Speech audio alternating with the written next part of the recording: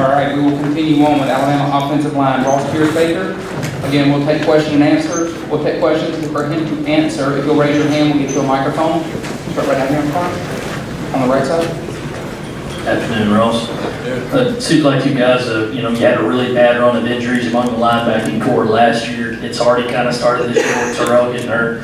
What are you guys trying to do to limit that in practice? You maybe not go as hard, not tackle the ground. How do you try to keep those guys healthy? No, I don't think we'll ever, not go as hard, but I think just the training staff's done a really good job always of trying to keep us safe, put us in the best positions, and I think in the off-season, the strength staff has done a good job as well as kind of identifying where we've been having a lot of the injuries, try to alter the workouts to strengthen something different that'll maybe help prevent that. So. Over here on the left side, last row on the aisle.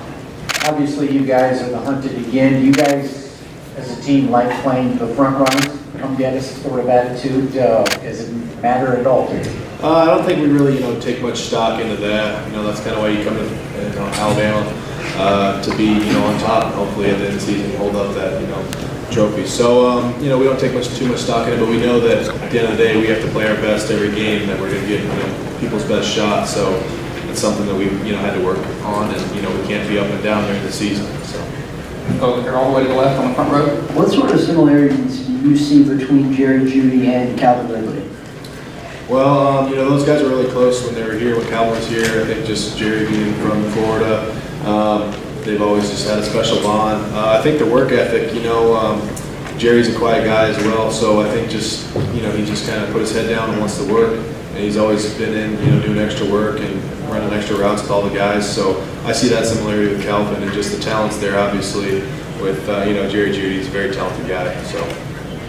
Over here on the left side, on the middle row. Hey Ross, the versatility you guys have on this offensive line, obviously, you've played pretty much everybody on that line has played multiple positions. How does that help you individually, and do you feel like some of these younger guys, that'll be vital for their progress, the versatility? Yeah, I think just having guys be able to play multiple roles, whether an injury comes along, and some guys got to bump in, that we can play at a high level. And I think even, for NFL scouts and stuff like that, just showing that you can play more than one position. They only carry, 7 or 8 offensive linemen now in the league, so you got to be able to play more than one position.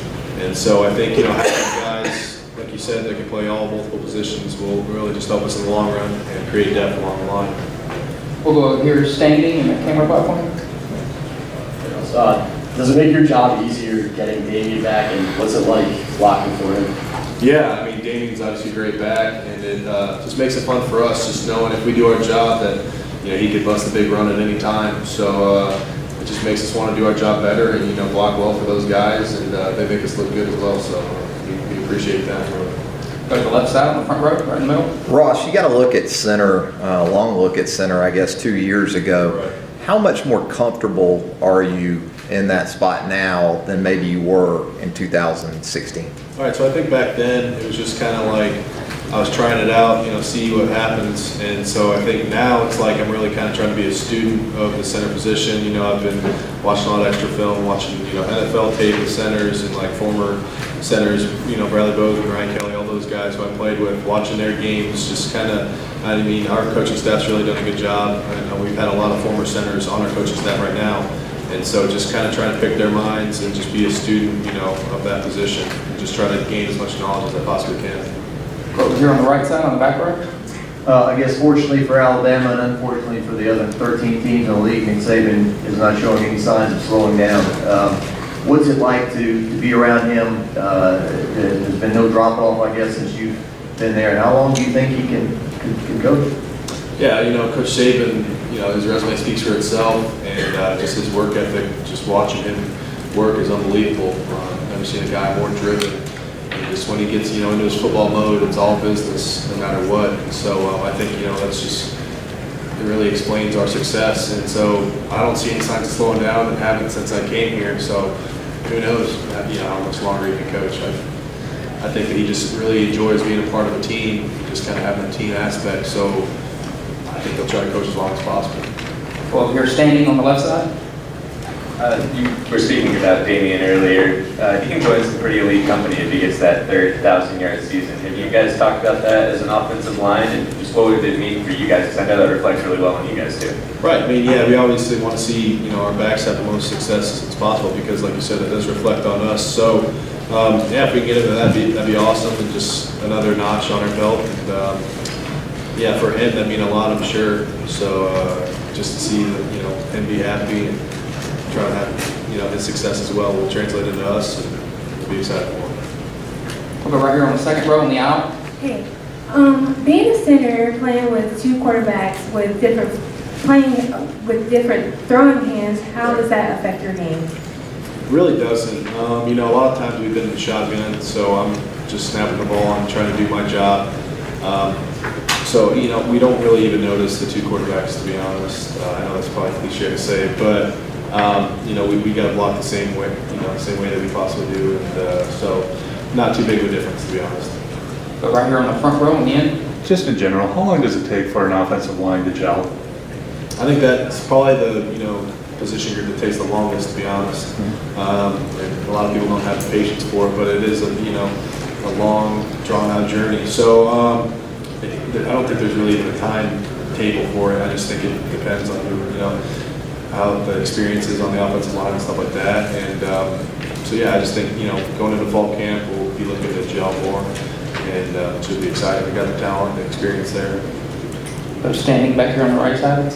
Ross is quarterback battle, and everybody wants to know about it. And coach says, look, it's going to play itself out in camp, which is absolutely true. Right. But have you ever been in a situation where you've been on a team with two such talented quarterbacks that you possibly scratch your head and go, man, both these guys are can't miss guys? Right, and I think since I've been here, there's always been like the QB battle.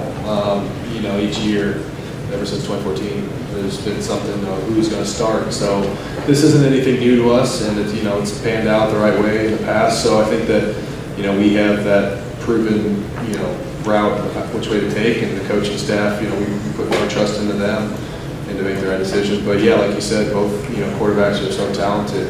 I don't think we can go wrong with either one. We'll go over here to the far left on the back row. Ross, you're playing with 6 true freshmen at times in the second half of that Georgia game.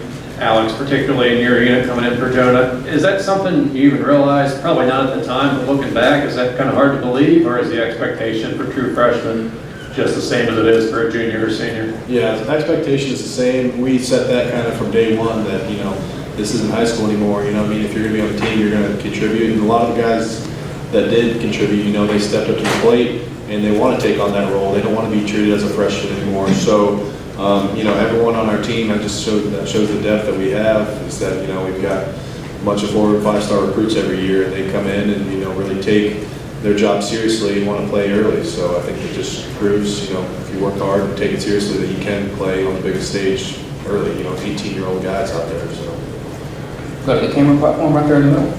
Yeah, so Ross, Alabama's seen 2 great centers come out in the last couple of years with Ryan Kelly and Bozeman. What have you kind of learned from them, and what are you kind of taking from their advice and going to bring into this next season? Yeah, so both those guys, just playing next to those guys has been awesome. And like you said, I've learned a lot as far as just picking their brains, kind of seeing what they see, footwork, going back and watching game tape of guys like those two that have had great careers, and so that they're doing the right thing all the time. I think that their leadership as well, just being able to take on that vocal leadership role and really running the show at center, I think is what I've taken probably the most out of.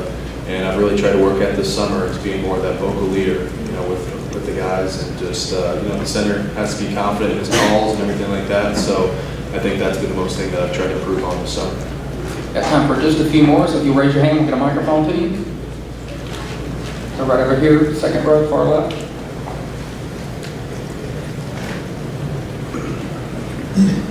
Ross, obviously, Coach Saban talks about the quarterback winning the team over. What exactly does that mean to the player? Like, what does the quarterback have to do to win the team over? I think just prove it on the field. You can sit there and say all you want about, I'm going to be this type of leader or whatever. But I think that just prove it on the field. I think that's with any position really is, you can say how good you want to be, but just going out there and, going into fall camp, we got a lot of practices ahead of us and scrimmages and stuff like that, where those two can, separate themselves and just see how it goes. So I think that would, just by their play, just whoever puts us in the most successful position. Probably take one more. Anybody else has anything for Ross? All right, thanks, Ross. Thank you, guys. Thanks, sir.